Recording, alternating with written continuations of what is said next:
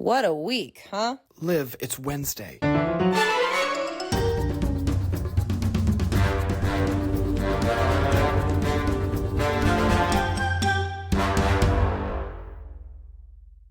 Hello and welcome to the Lemon It's Wednesday podcast, where we're watching and discussing every episode of 30 Rock. I'm Liv Olcott, and I've never seen 30 Rock before. And I'm Jack Dalton, and I've seen every episode of 30 Rock. And this week, we're talking about Season 2, Episode 5, Greenzo. Boy, are we. Boy, are we. We are so excited to talk about this episode. But before we do, give us a like and a follow on social media. You can reach us on Instagram or on YouTube at Lemon It's Wednesday Podcast. Or you could email us at lemonitswednesdaypodcast@gmail.com. Please do. We want to hear from you. Of course. For this week's episode, Greenzo was written by John Polak, directed by Don Scardino, and aired on November 8th, 2007. There were 90 jokes in this episode, the exact same amount as last week. Again, it's not a science counting the jokes, but I like to think that John Polak was like, you know what? I want the exact same amount of comedy as the previous week.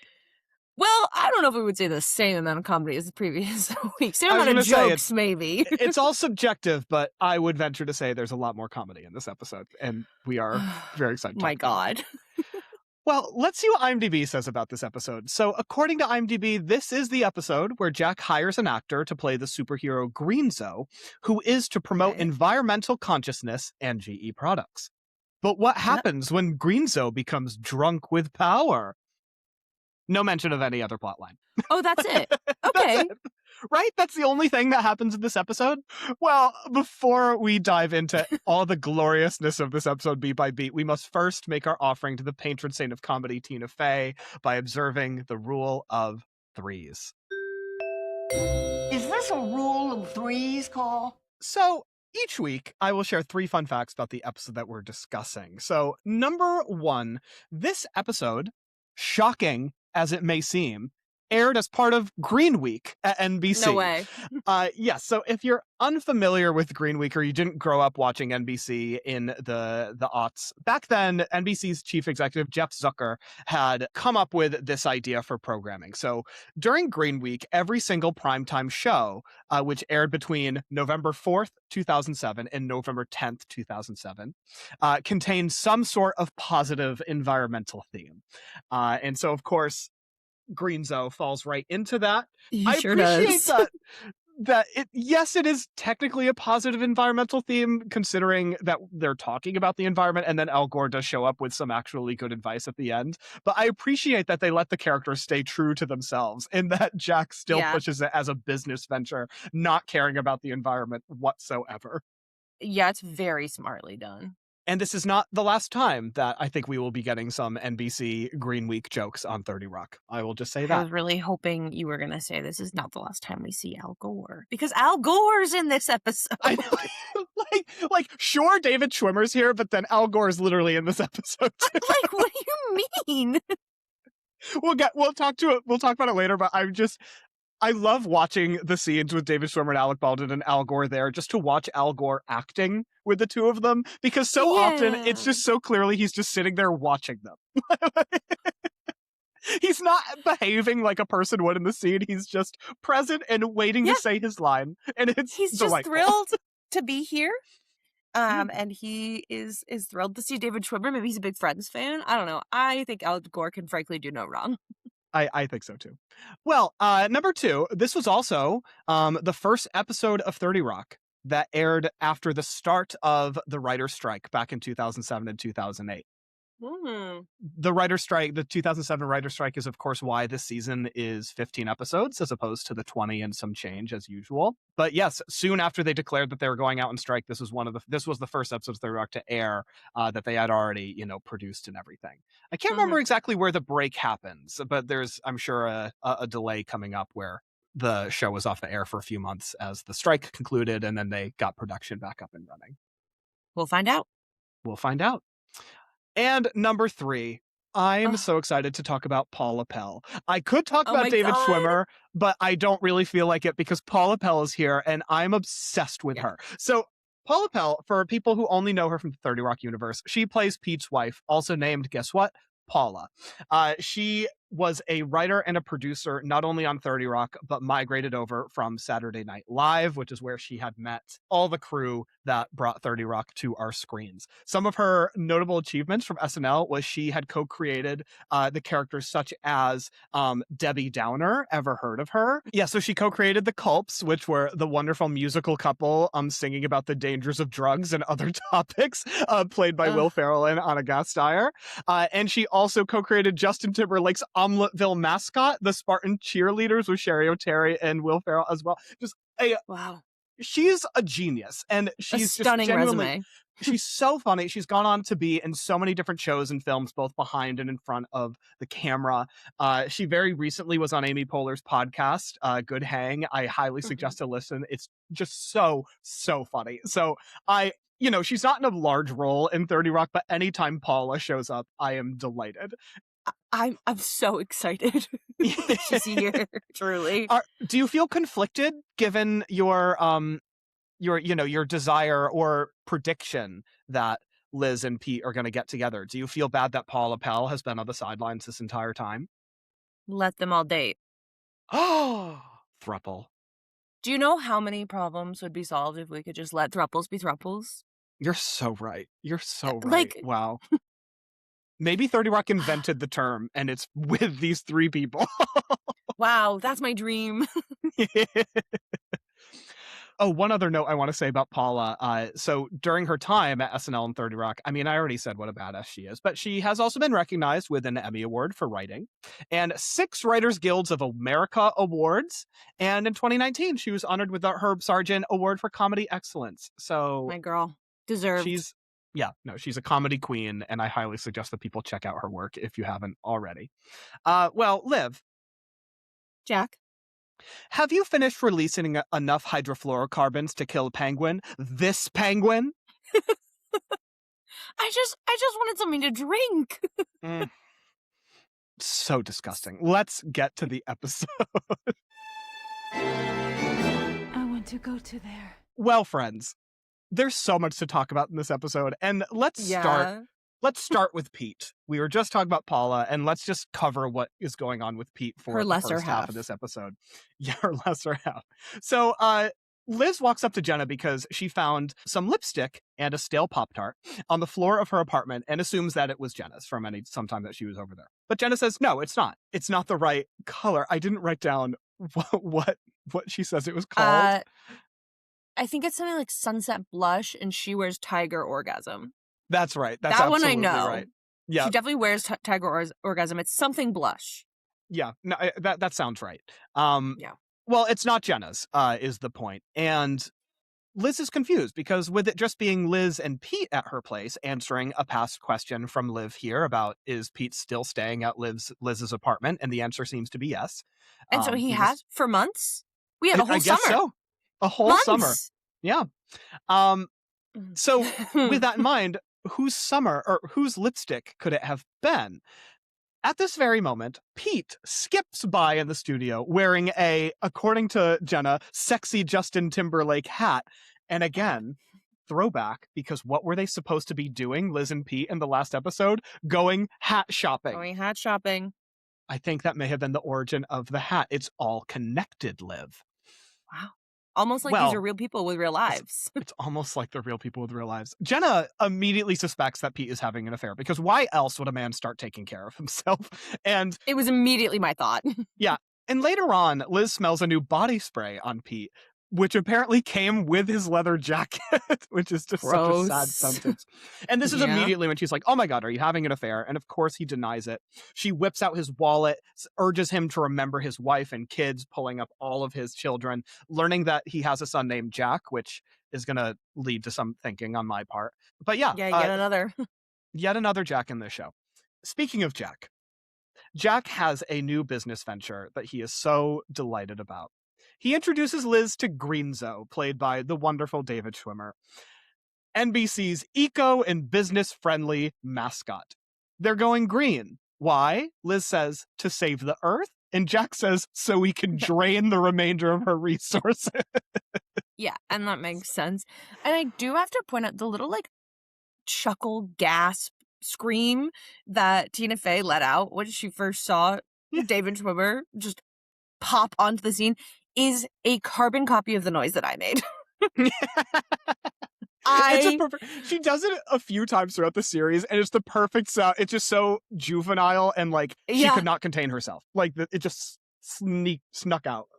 And that's also how I felt. Like, holy shit, Schwimmer, what's up, dude? He's here. Oh man, what a guy. David Schwimmer, aka Greenzo, aka Jared, Of is course. so excited about his gig. He hasn't worked in a while, ever since an ad for Rick Lassio's Senate campaign. Where he is quoted saying, Hillary Clinton wants an all homosexual army. What does that mean for my family? Very 2007. Yeah. Well, things are really turning around for Jared / Greenzo / David Schwimmer. His billboard is going up in Times Square. He's releasing an endangered falcon during the Knicks game. And he's going on the Today Show. If only his mother were still alive so he can rub it in her fat face. The little moment of silence between Liz and Jack as they just reflect on what Jared just said. Take that one in, yeah. Genuinely excellent stuff. Oh man. Later on, we see Greenzo doing product placement on the Today Show with Meredith Vieira, who I adored growing up. I don't know, she was just like one of those newscasters where I was just like, I feel trusted in She's just a nice lady. Yeah. And so I'm thrilled to see her here, and also Greenzo will be on our list given some of the things he says to her down the line. Mm-hmm. Well, why are we watching this? Because Jack is forcing everyone in the TGS writers' room to watch this product placement segment. Liz is clearly invisibly skeptical of the whole ordeal, and Sari in the background seems to be checking Greenzo out.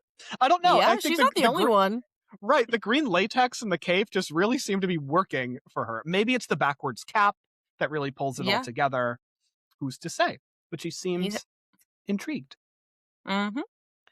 And the look on Greenzo's face when Meredith Vieira, Mary, says to him, "You're saving the world, Greenzo." David Schwimmer slowly looks up at the camera as an angelic little jingle of music plays. Is excellent. Absolutely excellent. There's nobody who can do self-righteous quite like David Schwimmer. That's a very good point. The Ross parallels here. If Ross had a penchant for performance, which I mean he kind of does, yeah, you might end up with Greenzo. We all remember the keyboard episode of Friends. We all remember the oh god, what was the armadillo celebrating? Oh, Christmas, the Christmas armadillo. Oh, it's the Christmas? I thought it was a Jewish holiday. Oh my god, no, that's right. Because it's the Hanukkah armadillo. Oh, it is just Hanukkah. Okay. Chandler shows up as Santa. Right, yeah. Okay, it was Hanukkah. That's what it is. For some reason, I thought it was a different Jewish holiday. Yeah. No, it's the Hanukkah armadillo, the Christmas Santa, the Joey's the Easter Bunny? I don't know. Sure, yeah. He shows up as a bunny because I think he just wanted to be included. Stay tuned for our Friends Rewatch podcast launching in 2035. That 10 seasons, that would take forever. We would be skeletons. Yeah. Well, Jack shares that he wants Liz to write up a recurring Greenzo segment for the Today Show, and she, it's just like, okay, whatever. And Jack is thrilled about Greenzo's performance. He is performing well in every single demographic. The quote is, colored people, broads, fairies, commies. Gosh, we got to update these forms. Man. It's the gosh that really kills me. The gosh is very good. Gosh, we have to update these forms. Yes, you do. Uh-huh. Don Geiss even sent Jack a card congratulating him with a signature, which I've never seen someone do the lick their finger and rub over the ink to see if it comes off, to see if it's real. But this seems to be a proof of authenticity in the business world. It's a big deal. Yeah. Well, it's not long before Greenzo starts becoming a menace in the writer's room. So I think every line in this scene is iconic. So first of all, we have Sari opening up the fridge and trying to make up her mind about what she wants to take out of there. And he says, Suri, how about you make up your mind about what you want before you open up the fridge? And he makes the joke about releasing hydrofluorocarbons that I did earlier in the episode. Frank walks up and says, "Do you ever take off that costume?" And without skipping a beat, Jared responds with, "You ever take off yours?" Take off yours. The way It's Frank crazy. just like looks away. Yeah, he's like, Yes. can't step to you right now. Game, set, match. Game, set, match. Truly. Greenzo out, and then the cherry on the top is Cerie's look of complete bewilderment and whiplash as she says, "Did he just talk to me like I'm ugly?" It's never happened to her before. She doesn't She's know what to blown away. do. No, she's Yeah. paralyzed. But Oh, it's just really good. as great as all of that is already, we have to talk about the Kenneth plotline.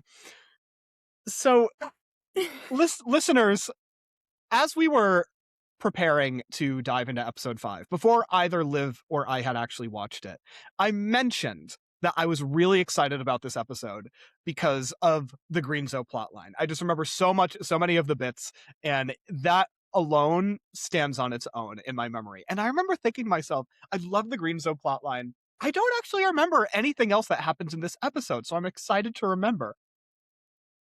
I get a text later on from friend of the pod, Brenna, also Liv's roommate, saying that they're watching the episode and Liv is losing her mind and loving it already. And so I said, great, glad to hear it. What are the other plot lines of the episode again? And they said, oh, is Pete having an affair? And also Kenneth's party. The world stopped rotating around me. I genuinely, the level of excitement and elation I already had for the episode just crashed through the roof and up into the atmosphere. I cannot believe I forgot this was Kenneth's party episode. Do you want to say anything overarching about this plotline before we dive into the specifics? Oh my God. Is kind of all I have to say. Yeah. Yeah. Huh? What? This episode was tailor-made for Liv. Yeah. It's absolutely excellent. Holy shit. Well, listeners, yes, Kenneth is hosting another party. This scene where he's handing out invitations and Liz is trying to escape from him. It's shot entirely like a horror movie. It's incredible. They do that the Jaws Steven Spielberg rack focus where, you know, the background zooms away and she gets closer. It's just real, so many great homages there. She runs and slips over nothing and falls to the ground as she tries to run away. There's a lot of Dutch angles on Kenneth's face as he's smiling and laughing and handing things out. Yeah. In like maybe slow-mo, but maybe he's just like that. Yeah. We don't know. Can't tell. Right. There's no way of knowing. Well, Liz runs and flees into Tracy's dressing room. This is where we get some more context to her reaction. So Kenneth seems to have a habit of throwing parties, and Liz is always the only person who shows up, which is very sad, but then also incredibly sweet that she goes. Like, it's very endearing that even though she hates it, like she does actually go to Kenneth's parties. That makes me smile. At the same time as being very sad for Kenneth. We get a great montage. Kenneth playing carnival music on the organ as Liz just stands there. The two of them dancing to music on a banjo. And then them dancing to Werewolf Bar Mitzvah during Halloween with Liz as Harry Potter and Kenneth as Austin Powers. Happy Halloween, baby. It's all excellent. I would do anything to be at this party. Anything. Actually, anything in the world. Well, I think a lot of other characters are going to feel similarly not too long into this episode. It's true. And why? Because Tracy promises to turn Ken's party into a major event, and his plan to do so is by starting a rumor utilizing the two biggest gossips at TGS, who, of course, it's Grizzin.com. More Grizzin.com. Yay. This is an excellent use of this. I'm going to get back to Grizzin.com in a second, but first, Liz at one point is ambushed with an invitation by Kenneth. Another appearance of people calling Kenneth a goon. That language just surrounds him in this show. It does.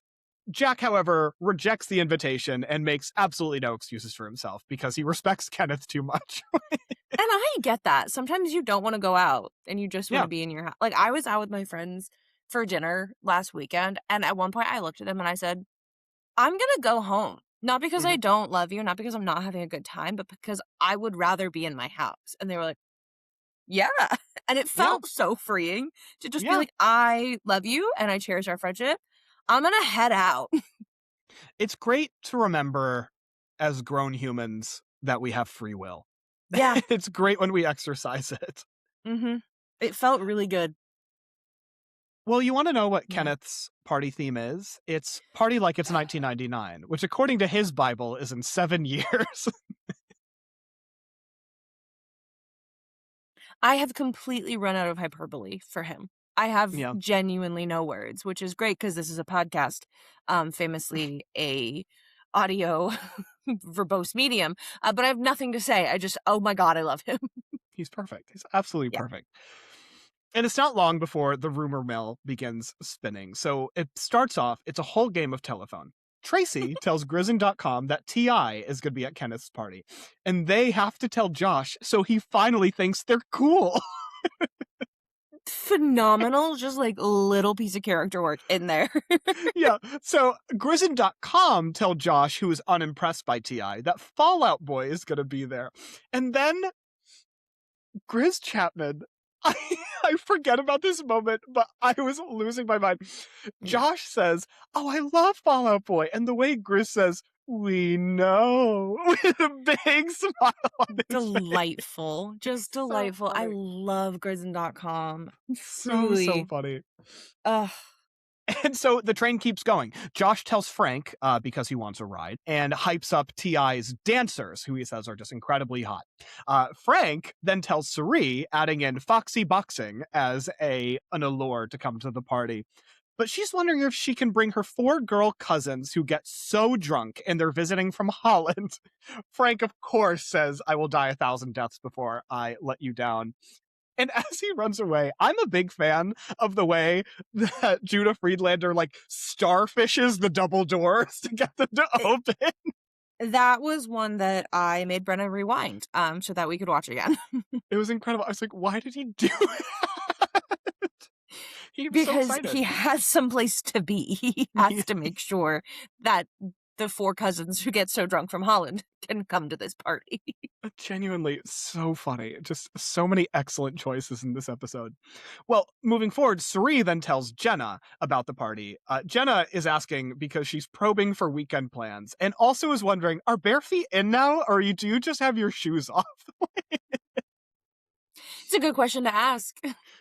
And I think she got her answer or intuited her answer because immediately after this, we see a shoeless Jenna in the elevator demanding her publicist get her into the party and also that her publicist kill the story about her mom being homeless. A man overhears her in the elevator because she's shouting in an enclosed space. And very, very demurely, Jenna looks at him and says, please, respect celebrity privacy. She just has one ask. She has one ask.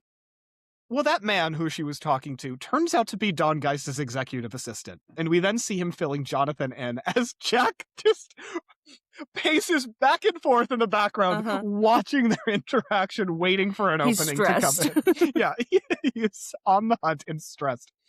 Jack runs in and demands to know what was going on because he knows that man is Don Geist's executive assistant. Apparently, Geist has heard about the party and wants to go. Upon hearing that T.I. is going to be there, Jack's translation is Bob Logan from Texas Instruments. Jack has to be at this party. And then maybe one of my favorite exchanges, Jonathan saying, sir, you have to be there, or you know you have to do it. And Jack says, duh, thanks, Jonathan. Think I should try to go. It's a phenomenal line read from Baldwin. Just psychotic. The way Malik Pancholi then just goes, yeah. Just wilts. Phenomenal. What? Every little taste of Malik that I get, I am so excited for more. Yeah. No, he's just phenomenal in this role. Yeah. Okay. So we've got our 3 plot lines. I'm going to start by kind of wrapping up Greenzo. So Greenzo waiting in Liz's office for her, immediately giving her shit about leaving her computer on all night because it takes so long to reboot in the morning, which I do understand is bad for the environment, but also something that I have done. Yeah. And I am woman enough to admit that here on this podcast. And I'm man enough to admit that I have just so many tabs open and organized in such specific Oh my ways God, that I yeah. just can't even imagine shutting it down, even though it's probably It's best for the planet and my computer performance if I let yeah, it just take and a like my single mental goddamn health. break. Right. Jack and Meredith Vieira together have truly created a monster, and his name is Greenzo. He won't Yes. answer to Jared anymore. He has found his higher calling. Yeah. Liz is immediately over this energy. She does not have time for an actor who thinks he knows best. And I would bet you so much money that, like, this part is pulled from, like, SNL hosts trying to give notes to the writers. It just feels so true. Just like, dude, shut up. Like, this That's is a not good your call. thing. I wonder. Because just like Tina Fey's face, I mean, she's a wonderful performer, but there is something really true and honest in her just being like, I don't have to listen to you. This is my job and I'm better at it than you are. Yeah, absolutely. Just really feels that way. Greenzo has gone off the deep end, and Liz finally is like, you know what? I'm going to talk to Jack. Like, I can't deal with you. He tries to stop her from leaving by asking what's in her styrofoam cup, tries to take it from her. Liz spills coffee all over her very cute, very new, she bought it 8 years ago, white sweater. That really hit me. I resonated with that line. Yeah, I also did. This Flashback shirt, in to- fact, oh. I believe is 13 years old. Oh my God. But it's That's a souvenir. impressive. It says House Dalton. It's from Comic-Con. That's wonderful. Yes. And And that's congratulations. how I know it's 13 years old. Yikes. Yeah, no, I think everything I'm wearing, other than my hat, I bought like within the last calendar year. There you go. Yeah, I'm not good for the environment, and I'm really, really sorry about that. So a flash cut to Greenzo's recurring segment on the Today Show. He has lost the plot fully. Here's a quote that he says to a bunch of children on live television. Kids, can you hold your breath? Good. Now do it forever. The air is going to be poison unless we switch to green technology. Poor Meredith Vieira, just trying to kind of keep this segment on the rails a little Consummate bit. professional. Just starts talking about, like, I feel like TV sets, they use a lot of energy as well. Like, is there anything that we can do to sort of help offset that? To which another I'm just going to be quoting lines. Wow. Meredith just taught us a very important lesson, kids. It's rude to interrupt people. Brother.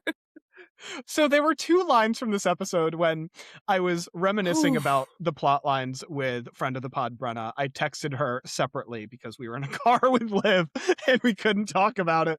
But there were 2 lines I texted Brenna. One of them was it's rude to interrupt people line. So good. So It's good. really, really good. Really, really good. The look on her face. And it's going to get better, actually. Mm-hmm. Because now Greenzo's going to get real for a second. Yes. Can He's talking about Greenzo get real greed. for a minute? Yeah. He's talking about greed. He's talking about big companies and their two-faced fat cat executives. To which we get a cut to Liz and Jack watching this real time in Jack's office because Liz is trying to say, like, this man has lost it. You need to replace him. And Jack's like, no. He's testing so well. Guys loves him. Everybody loves him. Jonathan's, like, squeal of horror as he bursts into the room. Again, just the more I see him, like, the more I want. Yeah. Greenzo then says, we could end global warming in 5 years by raising taxes on the super rich by 2%. Let's let that one sit in for a moment. Yeah, I appreciate Liz's. Is that true? Sure is. Mm. You know what we could do if we, whatever, not the time, not the place. Later on, Jack kind of calls Greenzo in for a meeting in his office. He's concerned that they're losing the message. Again, this is a business-friendly mascot. Sure. But Greenzo knows we're way past that. He is a movement. History is going to remember him. When I die, my face will be on money, if there were money in the future, instead of just hugs. Oh my god. To which, another phenomenal line, you listen to me, Redzo. Jack says, you know what? Get on board or you're fired. And I know for a fact that this line is on both of our short lists for favorite line. I just know it. Greenzo's response. Wind kicks up out of nowhere. It's fluttering his cape majestically. And he just goes, can you fire the wind, Jack? Can you fire a hurricane? He And runs struts away. And Jack yells after him, we're developing that technology. Well, we know he wants to fake a hurricane, remember? From the Seinfeld episode. Too. It's a Clearly, masterclass. weather tech is on his mind. Yeah. It's just two really phenomenal performers going up to bat against each other. Oh my god, it is a delight to watch. There's some phrases that just trigger 30 Rock quotes in my brain. Anyone who's ever had a conversation with me will know this, and roll their eyes. But one of them, anytime anyone talks about firing someone, I just hear, can you fire the wind, Jack? Yeah, and I hear that now too. It's excellent. It's really great. So there is a little bit more to this plot line, but I'm gonna have to talk about it later. We'll get there. Let's go back to Pete and Paula. Okay. A lot to cover here. Yeah. Remember when Greenzo spilled the coffee all over Liz's really cute sweater? I really, really liked that outfit. Mm-hmm. She goes home to get a clean sweater, only to stumble upon Pete and his wife Paula having sex in her bed. Nope. Eek, nope. She is so chill about this, it's crazy. Yeah, that's true. She's not mad at all about it being in her bed. It's just the fact that, like, oh my god, you're cheating with your wife. Like, that's frankly not the big deal here. Yeah. Also, yeah. it's the middle of the workday. Yeah, it's true. Like, so many other things that she should be mad about that I'm mad about on her behalf. Yeah. I mean, not at Paula, only at Pete. Paula looks amazing. She's, she gets off on the sneaking around. Their relationship has never been better. Good for Paula. It's only Pete that I'm mad at here. Correct. Especially because Liz just wants to get out of this situation. She says, I'm just here to grab a sweater, tries to grab one, and Pete is using it as a restraint. I think that is almost even worse than having sex in the bed. I think just because it's so first of all, kink-specific. gross. And also, let's talk about the fact that even when he's having sex with his wife, Liz is haunting the narrative. Oh, yeah, her bedroom, her bed, her clothes. Ooh. Just saying. Interesting. Let them all have sex together. NBC, you cowards. But I just also want to take a moment to talk about the Pop-Tart. I think we must. What phenomenal callback. Oh, yeah. Because I had fully believed it is so within the realm of possibility that Liz just left a Pop-Tart on the floor of her living room. Yeah. Yeah. So unbelievably true. That's not it, listener. I'm so sorry to tell you this. It's somehow involved in the sex that Pete and Paula are having all over Liz's apartment. Yeah, it is. And neither you nor I nor God knows what's going on there. Her delivery of, why is there a Pop-Tart in the bed? What do you do with a Pop-Tart? And then the quick flash of Pete's face just grinning devilishly on the bed. What do they do? What do they do with a Pop-Tart? Yeah. Listeners, we'll never know. We'll never know. Good.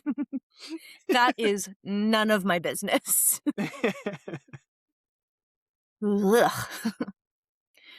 Well, Liz understandably flees that situation, and Pete comes to find her later on, in her office. And I feel like he should be way more apologetic. Like, he comes in, he's like, yeah, what happened? Like, that was not cool. That was unacceptable. But I feel like he should be on his hands and knees begging her to forgive him. He should be. I appreciate he does like own up to, he's not as what's the word I'm looking for? Repentant as I think you would want. But he does own up. He's like, yeah, doing that in your bed, absolutely a violation. So like he knows, but I think Yeah, it's but just he that doesn't say he's not gonna do it again.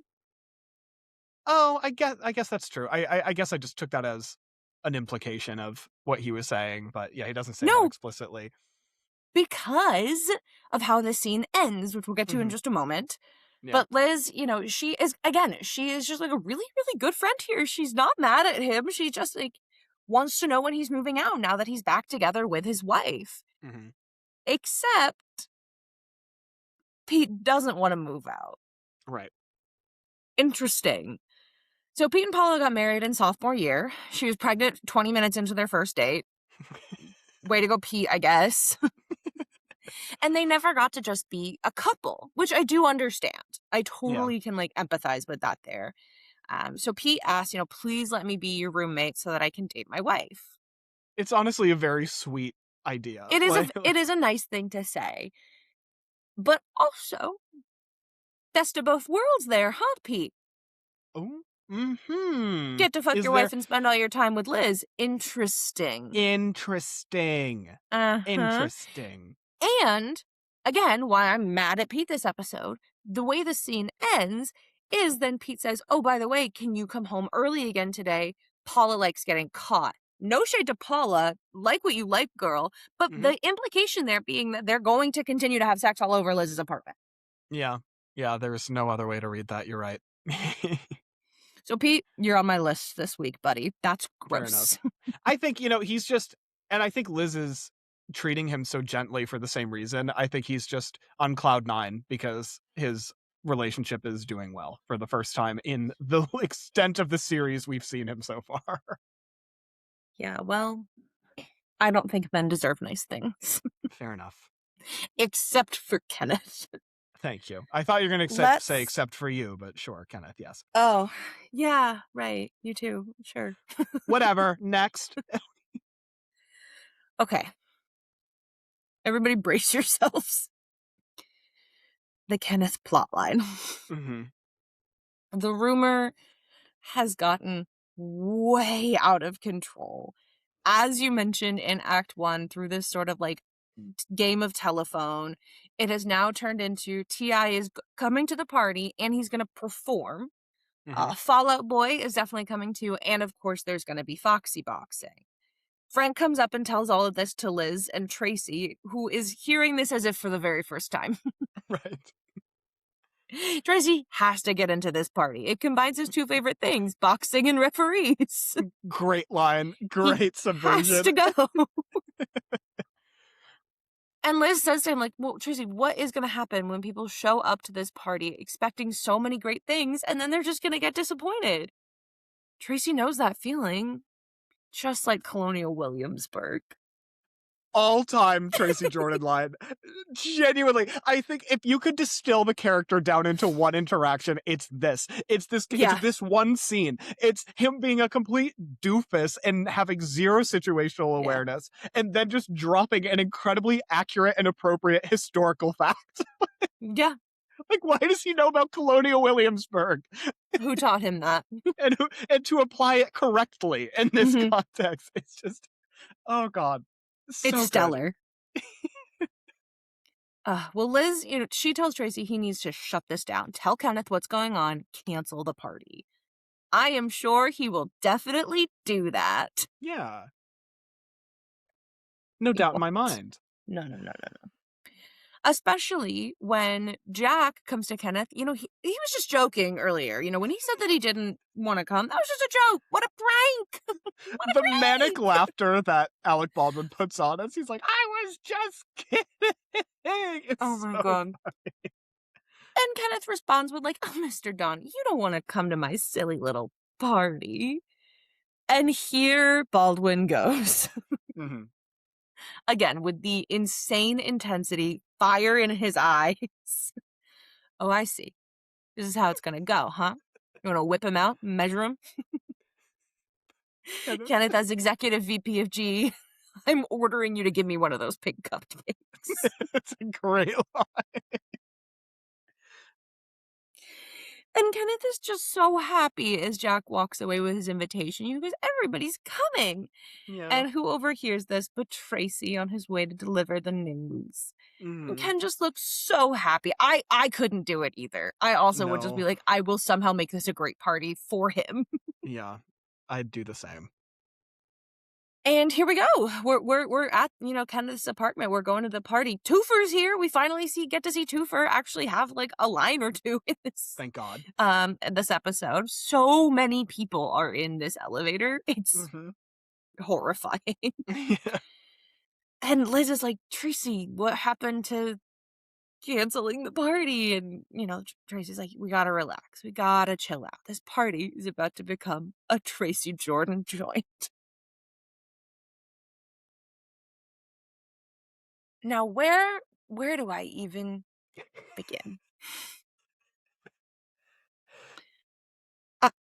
We have a cut to the next morning. So, can I quickly interject to say, Please. watching this episode, I was just picturing what you were saying as you were witnessing this final scene. And first, the smash cut from everyone cheering in the elevator to a shot of 30 Rock with the sunrise, the golden sunrise blanketing it. And it's silent and you hear gentle bird song. I heard you in my brain going, oh no. And then it cuts to the inside, and the second you see Jack's hair completely out of place, I hear you going, oh no. That's what it was. Good. I can tell you. So, yeah, let's set this scene. Jack looks insane. He has clearly been running his hands through his hair. Jenna is wearing the largest sunglasses I've ever seen and drinking out of one of those like 47, 48 ounce water bottles. They're so tall. Yeah. Frank is actively still drinking. Liz looks honestly pretty good. She looks troubled, but doing just physically well. Physically, Yes. She looks okay. She looks preoccupied. He's not doing great. Twofer's not doing great. He's busted up. We don't see Josh. Grizzin.com just looks sad. Yeah. Kenneth looks immaculate. He does. In full page regalia. Not a hair out of place. Now, Jack has called this meeting to discuss what happened last night at Kenneth's party. They all went in with certain expectations. The evening took a nasty left turn. And now we must face certain facts in the cold light of day. In the cold light of day. So, okay, I have a list of just what we see here. The cuts to the party are frenetic, is the only word I can think. It is the fastest camera work I've ever seen. It is so chaotically loud. There is no dialogue. There is no plot. It's just flashes of what happens at this party. And to the best of my ability, here is what we see. Jenna chugging straight from what I think is a bottle of champagne. Throwback to the boat party back in episode 2 of this series, drinking an entire bottle of champagne. My girl knows her drink. Tracy clutching at his face and screaming into a mirror. Kenneth, sweet Kenneth, just standing there, panicking. Oh, poor boy. Jack found a tennis racket somewhere and is playing tennis. Frank and Lutz just straight up choking each other in the kitchen. Liz throwing herself onto Grizz on the couch, whispering, "Kiss me, Grizz." Kiss me. B emerging from behind the couch, face covered in popcorn. Sari hitting Twofer across the face with something? I don't even know what. Impossible to know. We get a shot of Josh slow dancing with someone. It appears to be a man in drag. Yeah. Cerie then just straight up punches Jack and knocks him down. Yeah. She's got some power behind it. Mm-hmm. Liz throws up on who I can only assume to be Werewolf Bar Mitzvah. Like, who else could that have been? Yeah, no clue. No clue. And then going directly for a cupcake, which, like, respect. Yeah. So a lot happened A lot at happened. this party. I'm sure that was just a fraction. Uh-huh. And Jack allows Kenneth his time to speak. Yes. And let's just hear what he has to say. Y'all should be ashamed of yourselves. Mr. Lutz, you ate all my parakeet's medication, and thanks to you, Sonny Crockett has been having seizures all morning. Mr. Hornberger, I would thank you to come pick up your wife at some point. Mr. Jordan, I saw you steal my sink. Harlem Globetrotter. Does that name mean nothing to you? And Miss Lemon, I will have you know that before last night, I had never, ever seen Grizz or .com cry. I thought I kept it in there, but the way she then whispers, I'm sorry. And he wants everyone to think about what they've done. Mm-hmm. He then starts a slow clap, congratulating everyone. For they were all present at Kenneth Parcells' last party ever. Oh, say it isn't so. I want to go to one so badly. If there is not another party in this season, or this show, I'm gonna freak out. That's fair. That's a fair reaction, I think. Yeah. At this point, I wonder, where's Josh? Yeah. He's just not there. Is Josh okay? Check-in. Revived from season 1. Yeah, I don't think he is. No eyes on Josh after the party. Yeah. I don't think he made it to the meeting. No. Sweet Jonathan comes in with Tool written across his forehead in marker. This episode really does feel like the show just welcoming Molly Puncholi in with open arms. Yeah, like, just finally. like, come on, get in on the shenanigans. Yeah. He lets Jack know that they're ready for him downstairs. And Jack's he's gonna need a minute, but he'll be there. And you think that certainly the episode is over. Nothing else could possibly happen in this half hour of television. Nope. There's a whole other plot line to resolve. There sure is. Remember when I said I would get back to Greenzo? Here we are. The Today Show is expecting a green segment. Geis is expecting a green segment. There is going to be a green segment. But Jack fired Jared, so who is going to be the mascot? Right. As mentioned, Al fucking Gore is here. Somehow, in the last 90 seconds of this episode, they said, oh, wait, one more guest star cameo. Let's do Al fucking Gore. Right, of course. And now that actually does put our total of guest stars up to 3, Jack. No. Yeah.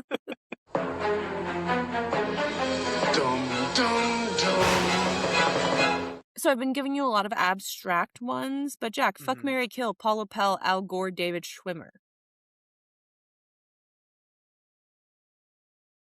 Yeah. God, this one's really hard. Yeah. I'm just going to say first, I can't kill Paula Pell. Like, Okay. that just...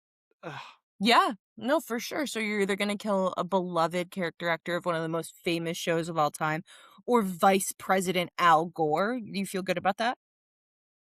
I'm killing David Schwimmer. Yeah, correct. When you put it that way, I'm killing David Schwimmer. Mm-hmm. Figured I'd help you out there a little bit. I know what I'm doing. I'm marrying Al Gore. And despite me being a gay man, I guess I'm fucking Paula Pell just because it's Paula Pell. And also maybe I'll figure out what they're doing with the Pop-Tart. Investigative journalism. Yes. Call me Jane Goodall. No, Yeah. Do it! I'm not gonna. Listeners, that can be your job. I'm not doing it. Thank you, listeners, in advance. So, yeah, Al Gore is here. He is. Jack definitely got him here under false pretenses. He is not here to be Greenzo. He thought Jack and GE had a trash-powered car. Well, wait, he's not here to be Greenzo, but is he here to be Greenzoed, as he is threatened? Apparently. You'll all be So- Greenzoed! We get a little interesting tidbit here from Vice President Al Gore that they met when Jack was an intern for Ted Kennedy. Mm-hmm. Closeted liberal Jack Donaghy? Because Al Gore says he's one of the most liberal guys he knows, to which Jack hurriedly shuts him up. Mm-hmm. So Al Gore doesn't want to be Greenzo. He, again, goes on an impassioned, true, and correct speech about if their network actually wants to make a difference, what if we have a green week, environmental themes during prime time? I love you, Al Gore. Yeah, what an idea. Crazy. Once again, remember when politicians could go on TV shows and it was good? I know. What a time And they to be didn't come alive. from TV shows. They went to them. Right. Remember when that happened? An interesting distinction, Liv. Much to think about. Hmm. But Greenzo is back and he looks rough. Like, did he go to Kenneth's party too? He is not looking good. Or he looks like that because he wasn't invited to Kenneth's party and just really spun out. Oh, right. And I would also be spinning out if I wasn't invited to that party. Mm-hmm. Jack tries to kind of subtly get him off the stage. He absolutely loses it. Back off, Jack. You'll be Greenzoed. You'll all be Greenzoed. And then starts just chasing him around the set. This is where I was Well- just watching Al Gore watch on. Yeah. Because he's not really reacting at all. And how could you? No, it's... Uh-huh.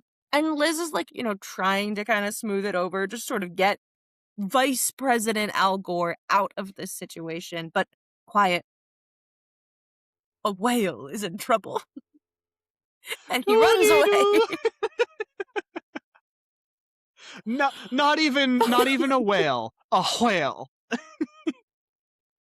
I miss him.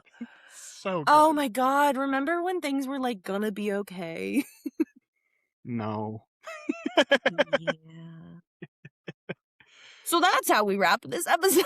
That's how we wrap the What episode. Fuck?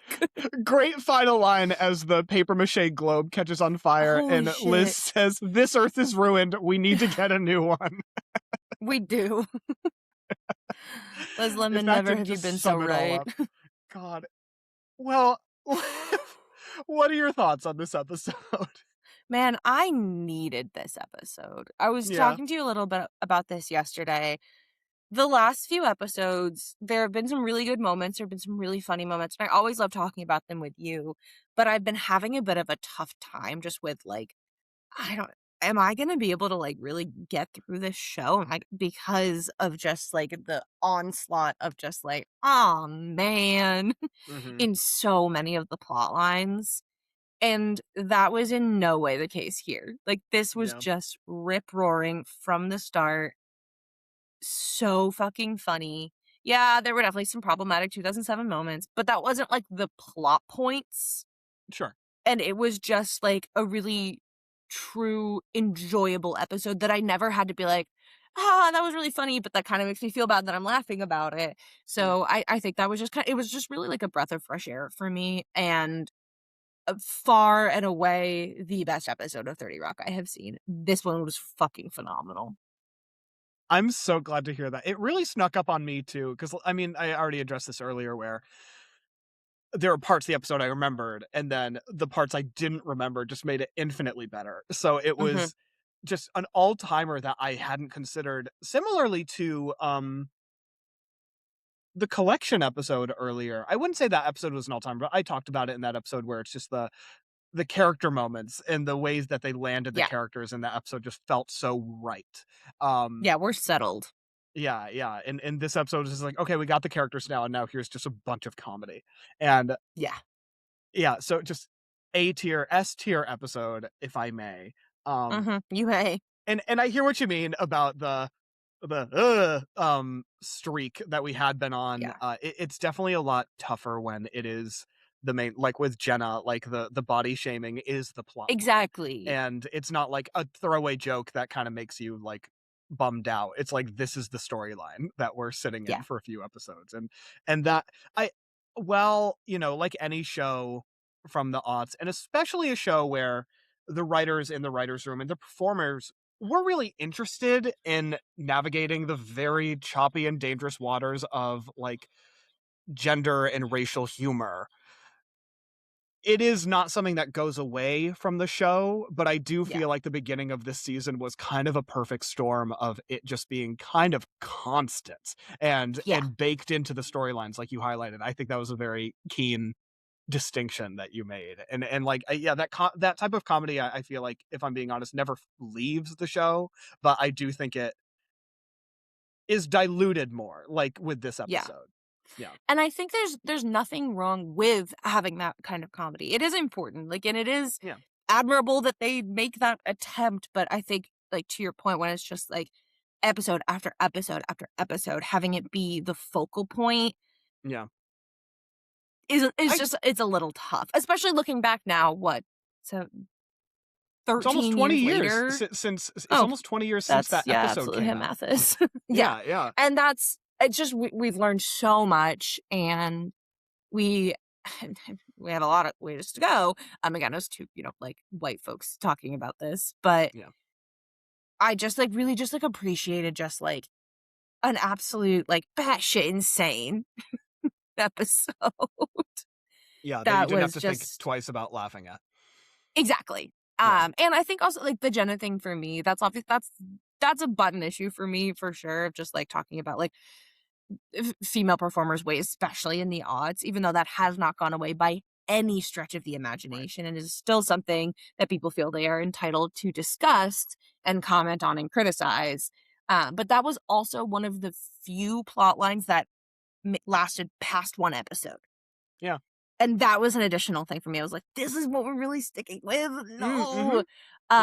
So it just felt good to just like kind of be back to like, oh yeah, this is a show that I love. And this is a show that like I'm so excited to talk about, not thinking, okay, how am I going to talk about this? Like with grace, but also like in a way that feels true and feels respectful. When this is not something that either of us are incredibly trained on. So this just felt great to be like, and now I'm going to talk about a bunch of idiots getting drunk. I know how to talk about. I went to college. Yeah. So it just felt really, really good. And of course, like, hell yeah, David Schwimmer, hell yeah, Paula Pell, hell yeah, Vice President Al Gore. Just, if this is like, this is a show that I can 100% back.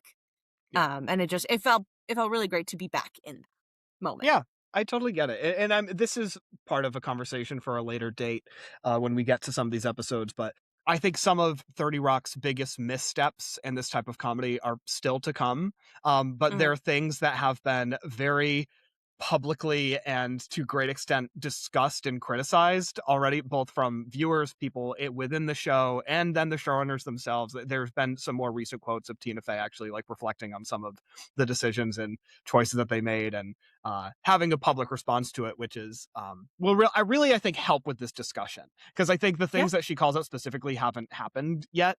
And so when they do, it's interesting to get her perspective from the 2020s, looking back at it. And I think the big takeaway that I just read her public statement recently, actually, and it was something along the lines of like learning that intent does not matter in situations like this. And like, and there's some storylines I'm thinking down the line where like I understand the conceit of the storyline and the joke, and it is an interesting like setup. It's a really interesting discussion to have, but the next step is, but should you actually do it this way?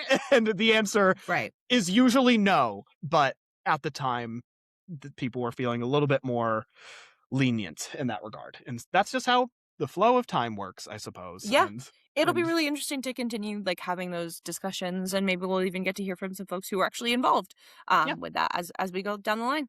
You can Yeah. always call us. exactly. Keep it Mhm. balanced. Keep it real.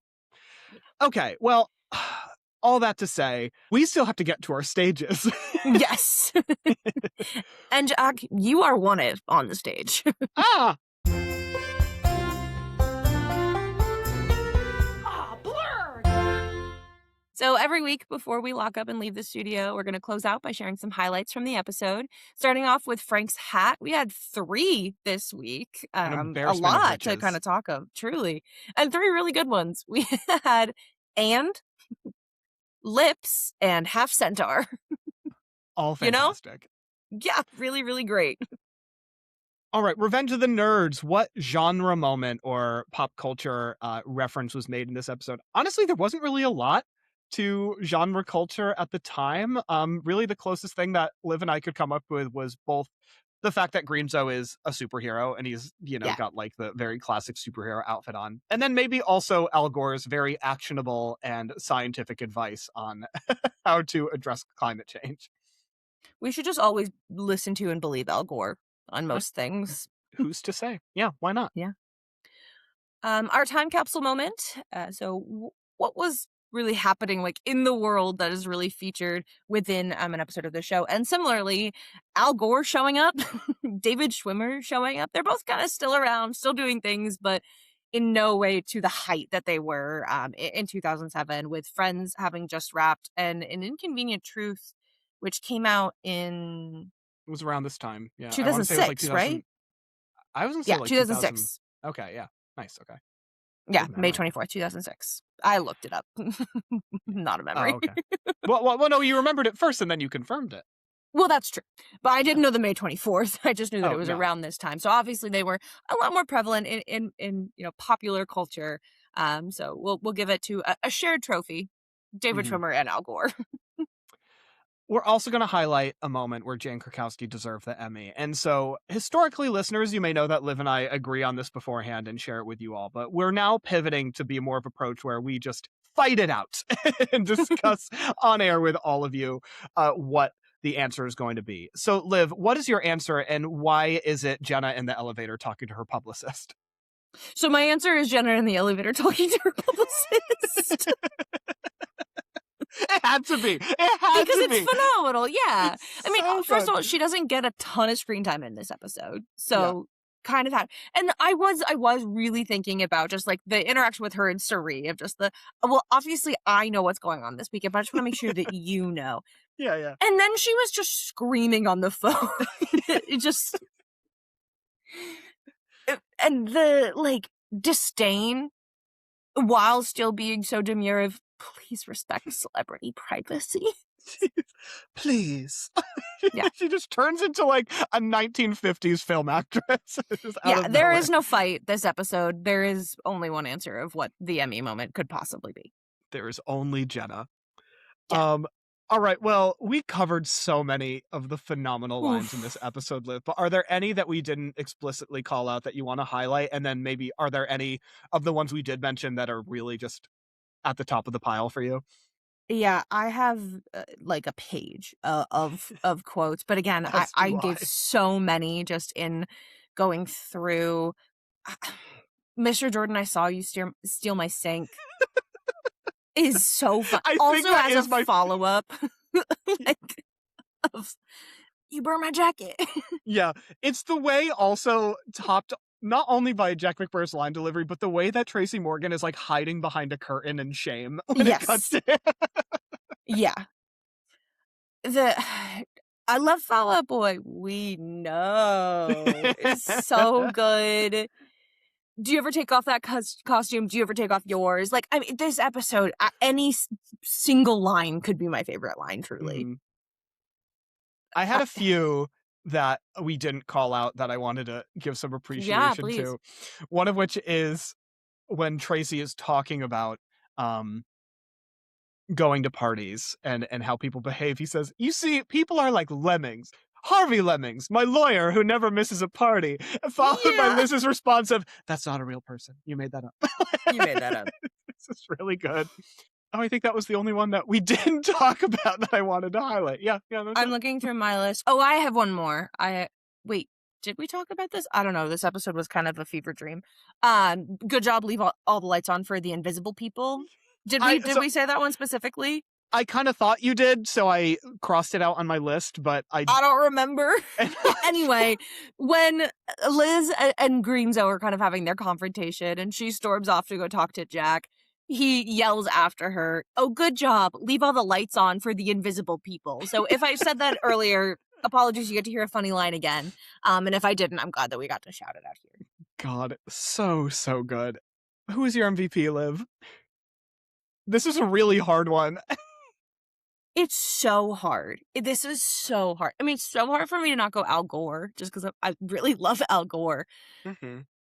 But I have to go back to my roots. It has to be Kenneth. I understand. Come on. We don't get the party plot without him. No. And just like his delivery of his speech was just perfect. All the parties that he has thrown in the past, he's so close to being like in my Mount Rushmore of TV characters of all time of any show. Whenever I can give it to Kenneth, I'm obviously going to. That's fair. Yeah. Kenneth is a correct answer. I mean, everyone on this episode is just really going all. There's so much great Tracy stuff. Liz is just very funny dealing with David Schwimmer the entire time. I mean, David Schwimmer himself is so funny in this one episode arc. And then Alec Baldwin just getting to just be more goofball Jack is just so good. And honestly, because everyone is just having the time of their life in this episode, and because I knew all of the really, really funny bits going into it, the person, and I'm speaking a little bit out of sentimentality, I know, but the person that really snuck up on me with the jokes this episode was Grizz. I'm giving it to Grizz. Not only Grizz! Because of the then he'll finally think we're cool, to also the we know, but then also the one that cinched it for me was when they're all debriefing the night in Jack's office. And Kenneth says that before last night, I've never seen Grizzer.com cry. And Liz looks to him to say, I'm sorry. And the way that Grizz is sitting there in the chair and just goes, tries to say something, but clearly it's too painful. It's too painful. Shuts down. And Jenna just sits there with her enormous sunglasses on, looking at him, just gently consoles him with a hand on the shoulder. Yeah. Just really, really good. I know I shared that quote from Grizz Chapman last week about him always wanting to prove that he deserved to be there as a funny person in the room. And God, he did in spades. He did. In this episode. Oh my God, he's great. Funny. Really, really funny. I sometimes when I think about the two of them, they give .com a lot of really great shit down the line. And I feel like Grizz is, of the two of them, oftentimes a little bit more of a secondary character. And so I was delighted just to see him get a lot of really funny bits in this episode. Yeah, I don't know how many times I can ask in my predictions to have more Grizz.com, but I'm going to keep doing it. Speaking of, any predictions for going forward? So I think we're finally at a place that we're going to really get to start seeing more Jonathan, which I'm thrilled about because that's something I've been asking for since the beginning. And I mean, if we can get Carrie Fisher followed by David Schwimmer followed by Al Gore, we can get anybody. So it's a good not point. even I'm just like so excited to see who keeps showing up. And I want another Kenneth party. Even if it's not a Kenneth party, I just want more of that. I want more debriefing, whatever happened. Like, I want a hangover episode of 30 Rock. That would be so good. I can tell you, I'm thinking of one episode in particular, but I can tell you this is not the last time that everyone has to be gathered in Jack's office to settle some sort of beef or make sense of something. Yeah. Not the last time that's going to happen. Phenomenal. And then I had this written down, but we talked about it a little earlier. With this actually featuring during NBC Green Week, I just remember that aired more than 1 year, so I'm excited for what the next environmental episode will be. Maybe the return of Greenzo? Maybe he's Redzo now. Maybe. Yeah. But before we leave the stages, we talked a little bit about this off mic, but I want to posit to the listeners the creation of a new stage, because I did this last week in favorite line, where I chose my favorite physical moment or sight gag, and so kind of continuing to create that, because I think we're just going to get to a place where more and more it will be just like insane physical comedy, truly like the delivery of a line or a look or a moment or a sight gag, that I think we should bring that in. The more stages, the merrier. Jack, what do you think? I think best sight gag or best visual comedy is a winner. Excellent. Mine for this week would absolutely be Judah Freelander throwing himself through those double doors. It's so funny. It's like, why? Why do you do that? It's Oh my great. God. It's so good. It's really funny. So stay tuned next week to see if we have some more visual sight gags. Oh, I'm We sure probably we will. Well, I've never felt this sentence more fully. That's all for this week. Yeah, finally, we're done. That was a lot, and I loved every second of it. Until next time, you can find us on Instagram and YouTube on Lemon It's Wednesday podcast. And you can email us about what you would do to get an invite to Kenneth's party at lemonitswednesdaypodcast@gmail.com. I'm Jack Dalton. I'm Liv Olcott. See you next Wednesday. We got a boogie gang.